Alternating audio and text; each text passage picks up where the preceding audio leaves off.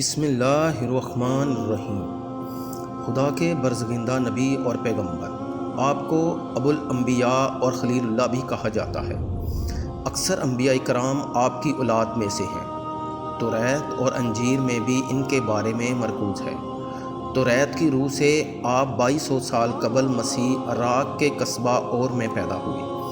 آپ کے والد کا نام تاریخ لکھا ہے، مگر قرآن پاک میں ازرق کے نام سے یاد کیا گیا ہے۔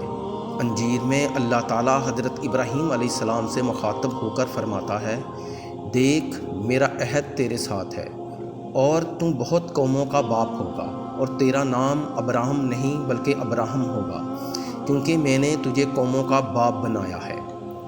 حضرت ابراہیم علیہ السلام کی ولادت نمرود کے زمانے میں ہوئی۔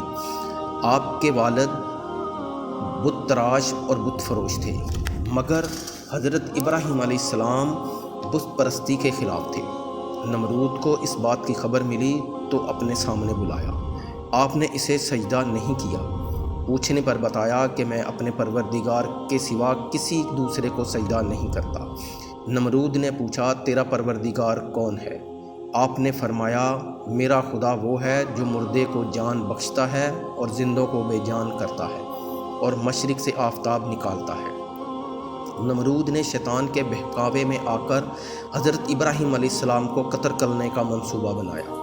اس مقصد کے تحت 160 گز لمبا، 40 گز چوڑا اور 120 گز اونچا ایک احاطہ بنوا کر اسے لکڑیوں سے بھر کر آگ لگا دی۔ آپ کو آگ میں پھینک دیا گیا۔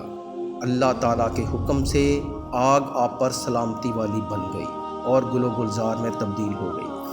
یہ دیکھ کر نمرود کی لڑکی آپ پر ایمان لے آئی، مگر ہمون کے بہکاوے میں نمرود ایمان نہ لایا، بلکہ ابراہیم علیہ السلام کے مقابلے کے لیے ایک لشکر اکٹھا کیا۔ آپ نے اللہ کے حضور دعا کی۔ اللہ نے مچھروں کا لشکر بھیجا، جس نے نمرود کے سپاہیوں کا گوشت پوست تک کھا لیا، یہاں تک کہ ایک مچھر نمرود کے دماغ میں جا بیٹھا، اس کا مغز کھانا شروع کر دیا۔ اس کی حرکت سے نمرود کو تکلیف ہوتی، لیکن جب کوئی چیز سر پر مارتا تو اسے آرام محسوس ہوتا۔ وہ 40 برس تک اسی عذاب میں مبتلا رہا۔ حضرت ابراہیم علیہ السلام اپنی بیوی سارہ کے ہمراہ مصر پہنچے۔ وہاں مصر کے بادشاہ فرعون نے حضرت سارہ پر دست درازی کرنے کی 3 بار کوشش کی، مگر ہر بار آنکھیں اندھی ہو گئیں۔